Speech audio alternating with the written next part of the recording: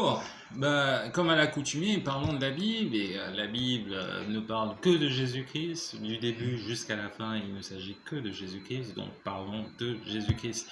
On était en train de parler la dernière fois du fils prodigue. Jésus-Christ a trouvé bon de parler du fils aîné. Alors, on connaît le fils prodigue donc, qui est parti et qui est revenu en s'excusant parce qu'il avait faim.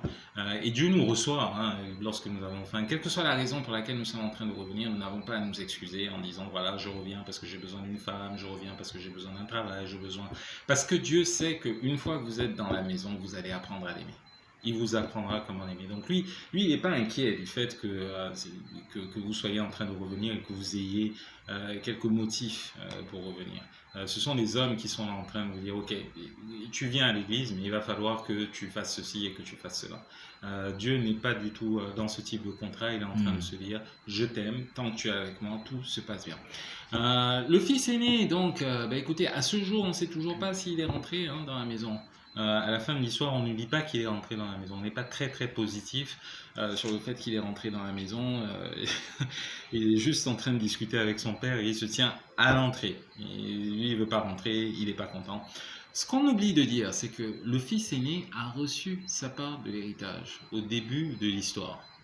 Okay. Il y a un problème de mathématiques à l'intérieur parce que le père, il a partagé son héritage, donc on suppose qu'il a tout donné et puis après il se retrouve encore avec de la provision. Il y a quelque chose qui n'est pas très clair. Mais bon, c'est la mathématique divine. Dieu a toujours plus, a toujours le moyen de multiplier, a toujours le moyen de tout recréer. Donc il n'y a pas de problème. Mais le fils aîné a reçu sa part de l'héritage qui était 2 fois la part du fils prodigue en même temps que son frère. Je vais vous lire le passage. Et le père leur partagea son bien. Leur partagea. Il ne s'agit pas de lui partagea et donna au fils prodigue, il l'a donné également au fils aîné. Donc on se retrouve ici dans une situation assez intéressante où le fils aîné a un statut qui finalement n'est pas si différent que celui d'un serviteur. Parce que ce que lui, il essaye de faire, c'est de mériter l'amour de son père plutôt que de l'hériter tout simplement. Quand vous héritez quelque chose, vous n'avez pas à travailler pour la chose. En revanche, lorsque vous méritez la chose, il va falloir que vous travaillez. Généralement, on parle de salaire à partir du moment où il y a une action qui est associée à ce salaire. Vous avez travaillé et donc pour cette raison, vous voulez recevoir un salaire. Et là, par exemple, il y a un petit passage où il est en train de dire, voici le verset 29 de Luc 15, voici il y a tant d'années que je te sers sans avoir jamais transgressé tes ordres. On se pose la question s'il a jamais transgressé les ordres. Et jamais tu ne m'as donné un chevreau pour que je me réjouisse avec mes amis. Alors, le chevreau est la conséquence du fait qu'il n'a pas transgressé les ordres.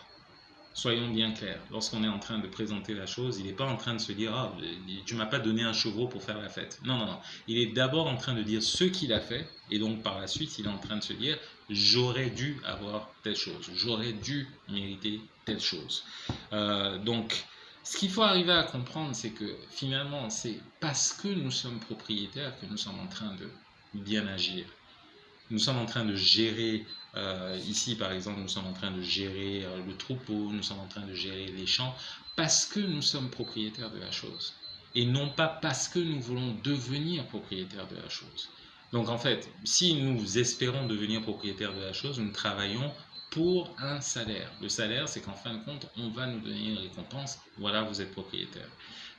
Là, ce qui est en train de se passer, ce qui devrait plutôt se passer, c'est qu'il est en train de se dire, je travaille du fait que les choses m'appartiennent et que je veux que les choses se passent bien.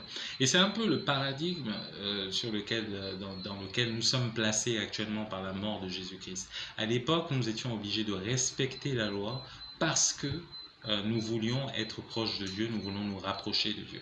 Mais en revanche, maintenant, nous respectons la loi parce que nous nous sommes déjà rapprochés de Dieu. Okay. Du fait que nous sommes en communion avec Dieu, que Dieu nous parle, que nous passons du temps avec lui, nous pouvons comprendre sa loi et nous pouvons agir en fonction de sa loi. Nous pouvons être en accord avec lui. Qui se ressemble s'assemble.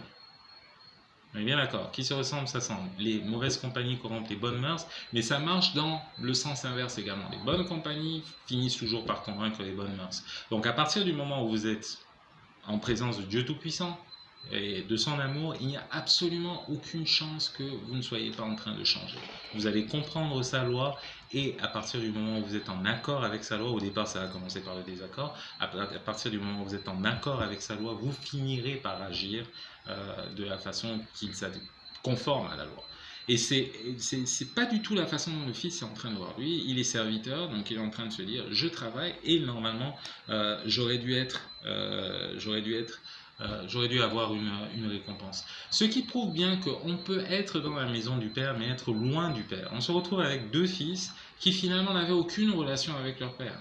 On a dans un premier temps le fils prodigue qui lui s'est complètement physiquement éloigné de son père, mais il n'y était pas depuis le début.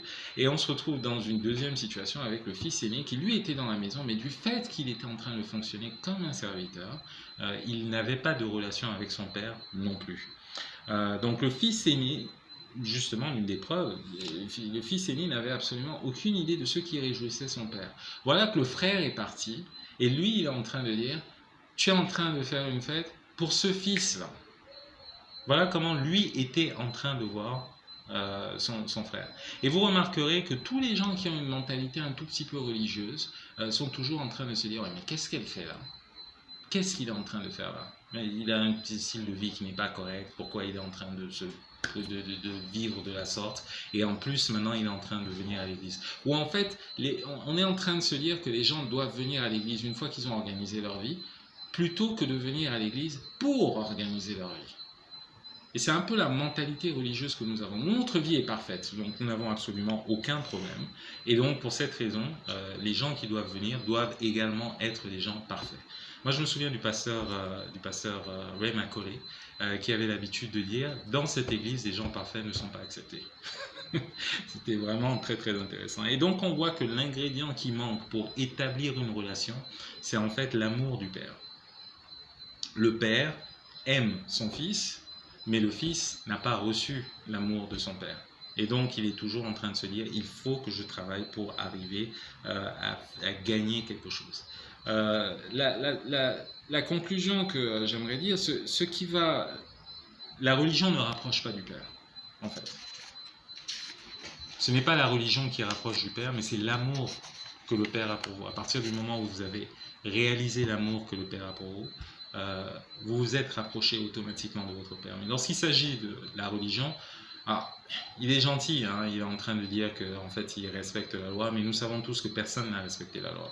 Donc forcément, il y a une très très grande forme d'hypocrisie qui est en train de se mettre en place. Et donc c'est très très compliqué après d'avoir une relation qui soit à peu près normale. Et l'autre chose à retenir, c'est tout simplement que nous ne pouvons pas nous rapprocher de Dieu par nos actions. Ce ne sont pas nos actions qui nous rendent proches de Dieu, mais c'est du fait que nous soyons proches de Dieu que nous agissons conformément à sa parole et conformément à sa loi. Dieu a changé le paradigme. Il est en train de se dire, je ne peux pas demander à quelqu'un qui est déjà en faillite de payer ses dettes. Donc pour cette raison, je vais envoyer mon fils de telle sorte que mon fils paye les dettes et que finalement, eux puissent avoir une relation avec moi. Voilà à quel point je les aime. Donc ne pensez jamais en termes de je vais jeûner, je vais prier, je vais faire des retraites et tout le reste parce que je veux me rapprocher de Dieu. Non, c'est parce que vous êtes déjà proche de Dieu par l'intermédiaire de Jésus-Christ qui a établi le pont entre Dieu et les hommes. C'est parce que vous êtes proche de Dieu que maintenant vous pouvez avoir des retraites, que vous pouvez connaître quelle est sa volonté, que vous pouvez jeûner, que vous pouvez entrer en prière, que vous pouvez louer sans aucun problème. D'accord? Et non pas l'inverse.